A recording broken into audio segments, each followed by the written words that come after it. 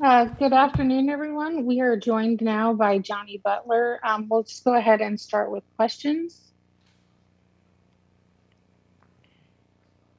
Mike, you're up. Please state your affiliation and unmute yourself. Hey, Johnny, this is Mike Toper with Spectrum News 1 in Raleigh. I want to ask you about your day at the plate, man. Obviously, you were seeing something good there. What allowed you to stay so hot, and kind of can you take us through your day?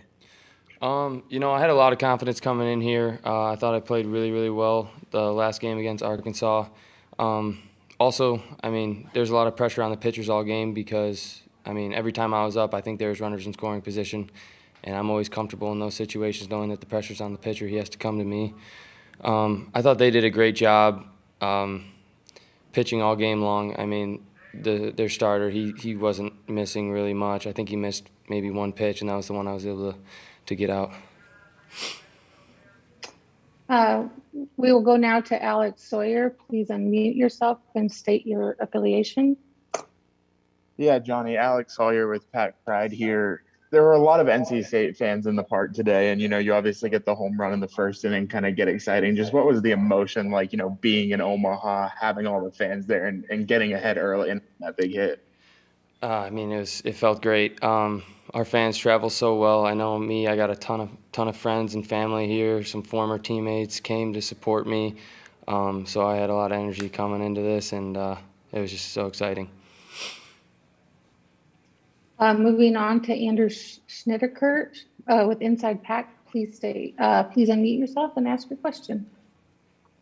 Johnny, this is Andrew Schnicker with Inside Pack Sports. I'm just wondering, obviously Evan has done what he did for you guys today all year long, but just when you guys see him going out there when you're in a little bit of a tough spot with the lead kind of getting trimmed and runners on base, just how confident are you guys that he's going to go out there and get it done? Never a worry. Once we get the lead in 7th, 8th inning, we just feel like it's game over. Our confidence is through the roof. With Evan, what he's been able to do, it's been unbelievable. Never doubt. Andrew, if you have a second question you want to follow up? I do not. I'm sorry. We will move on to Brian Pirtle.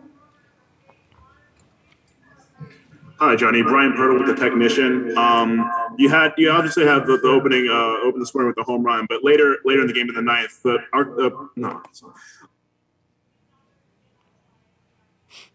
Oh, I'm sorry. I accidentally muted you, Brian. That's my fault.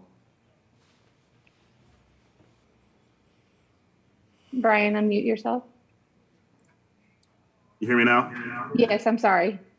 That's all right. Thank you. Obviously you had the open the scoring with that homer, but you also started the rally in the ninth that really sealed the deal. How important was that hit to sort of get the ball rolling when Stanford was starting to creep back into the game? It's all to just take pressure off of Evan. We knew he was going to go in there and finish the game, and there's a big difference between 2 runs and 3 runs, and we were just trying to keep scratching off one run at a time, and we were able to put together a big inning.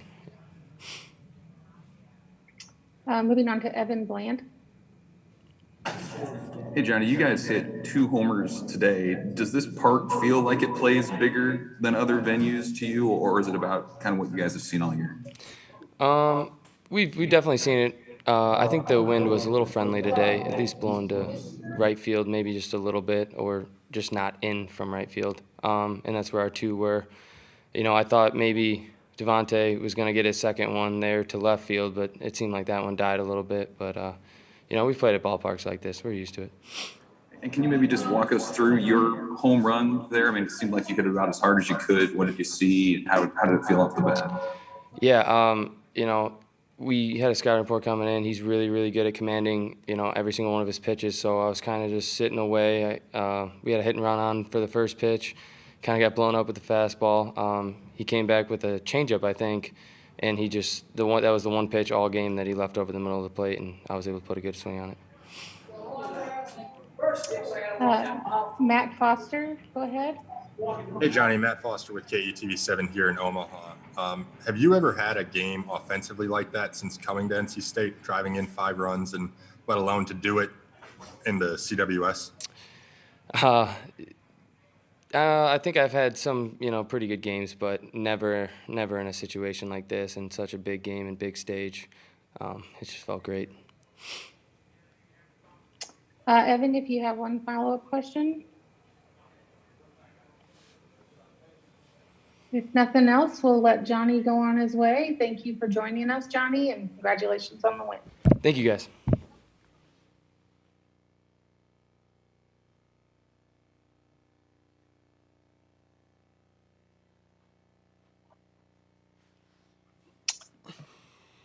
All right, we are joined now by Evan Justice. I'll go ahead, Evan, if you're ready to go.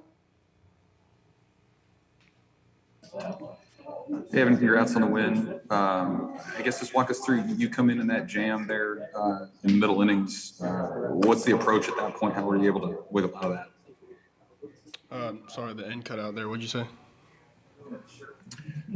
Just how you were able to wiggle out of that jam, that bases loaded jam you guys were in middle innings.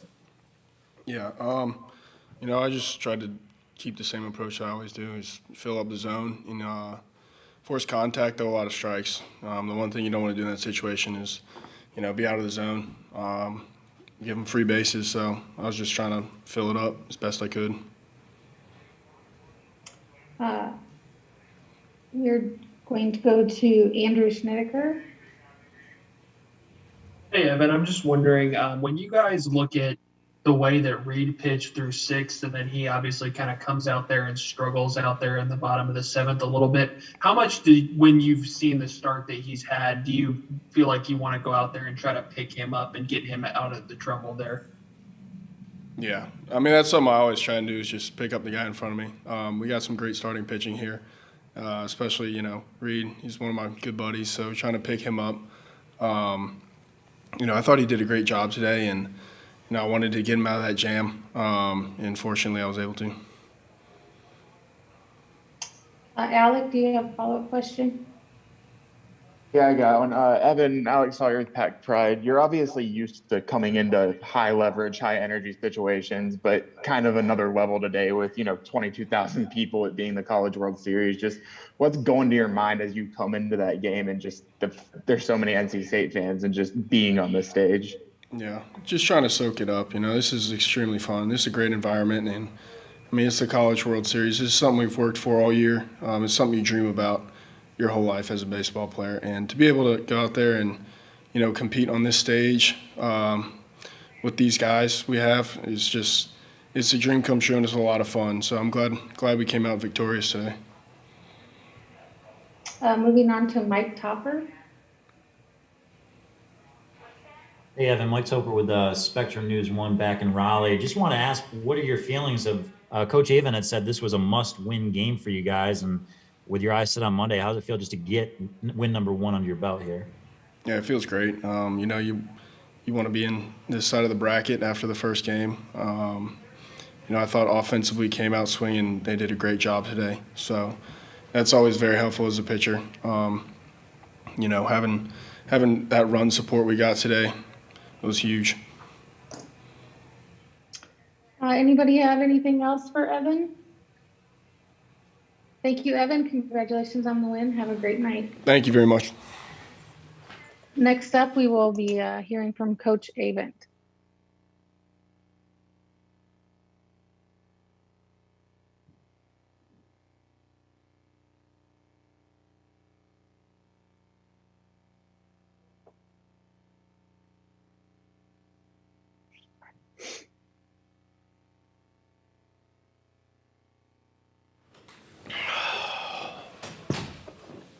Thanks for joining us, Coach. We'll begin with an opening statement from you, and then we'll move on to questions.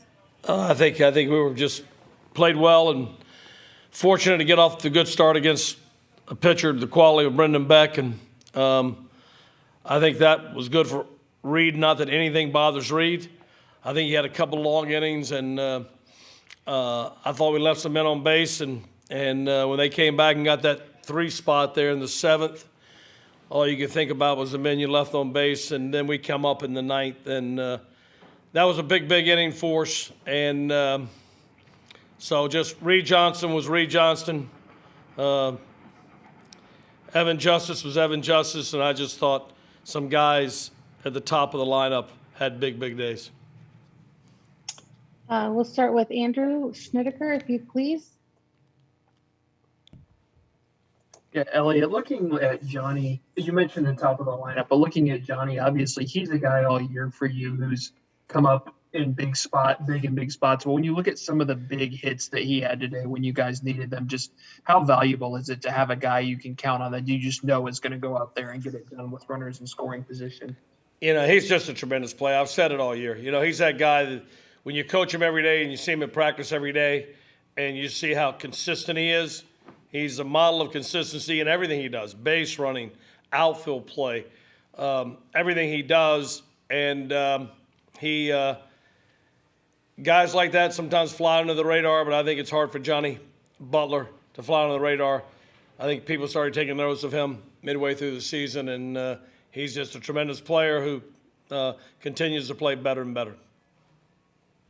Moving on, we'll have Brian Pirtle. Yes, hey coach, Brian Pirtle here with the technician. This really felt like a team win day. You mentioned that there was a good production from a good few guys, but unless my scoring is incorrect, I believe everyone in the starting nine reached base in some form or another. How would you say about that? How each of the member of the team that took the field today, how they contributed to the win? It's always been a team win with us. That's the way it's been all year. You know, we played for the last 3 months. It's no secret we played 9 guys pretty much every day. Merle likes to say it's 9 guys from 9 states. And they've all, throughout the year, I said it at the beginning of the year, this is a team that throughout the lineup can figure out how to be productive and score runs. And that's the name of the game. And we score it in different ways because we can bunt, we can run, we can hit with power, hit gaps, you know, singles. And we just do it in different ways. And when you get to this stage with all the quality pitching that's out there throughout the country, you have to be able to be versatile to score runs in this environment, and I think that's, once again, that showed. Alex Sawyer, you are up. Yeah, Alex Sawyer with Pack Pride. Johnny Butler said that, you know, they don't worry when Evan Justice is in a game. He said that he feels like if you guys are up in the 7th or 8th, that he feels confident because he knows Evan's going to get it done. We've talked about that so much this year, but just his consistency and him bringing that here in Omaha, just how much of a boost, how much does that help the team to have him being a guy that can go 2-3 innings and you know what you're going to get from him? Well, it's just Johnny's referring, it's not just to the quality of stuff that Evan has. It's his work ethic. It's everything these guys have seen each other do all year long. Luca Tresh come in before everybody an hour early, and he's caught every game this year to keep his body in tremendous shape. And Evan Justice, the things he does with treatment from Scott Insel and all the things he does to prepare himself for these situations. And so they're talking about, they know the preparation, they know the work ethic, and then they know the will to win and how the intensity with which Evan goes about his business, but is still able to relax to the situation, and he shows great poise and confidence in himself. So, you know, we have that confidence in Evan, but we have that confidence in a lot of people right now. Mike Topper, you're up. It's Mike Topper from Spectrum News 1. Coach, firstly, love the old school Tuffy t-shirt there. And secondly, obviously the scouting report paid off. I was wondering if you could just give us your thoughts of the approach at the plate, obviously 12 hits, 10 runs, and how you guys were able to produce offensively. Yeah, thanks for the comment on the whatever you call it the slobbering wolf, whatever you call it. But this is the wolf that we had when those guys, Monty Towle, David Thompson, Tim Stoddard, those guys won a national championship, Tommy Burleson. And this was the wolf of the 70s, and I'm glad to see they brought it back because this is what we all remember in the glory days of NC State. And but anyway, back to your question. Say your question again. You're unmuted. You're muted.